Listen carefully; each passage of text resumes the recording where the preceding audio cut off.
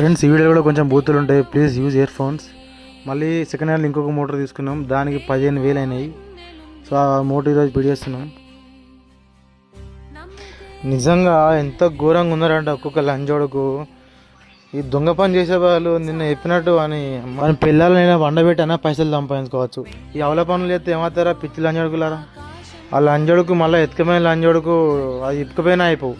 ఆ మోటార్ కాడికి మోడికి కోసుకొని పోయిన పైపును అది కాల్చి మళ్ళీ కొత్తగా కొనుకొచ్చి ఎక్కించి అలా దిగి పిడి చేసేవారికే 2 గంటలు పట్టింది. మా సీసీ కెమెరాలు బుక్ చేసిన అవి వచ్చేసరికి ఎట్లా ఇంకా 5-6 రోజులు పడుతుంది. అవి వచ్చేదాకా ఖచ్చితంగా కినాల కాడ కావాలి ఉండాల్సిందే.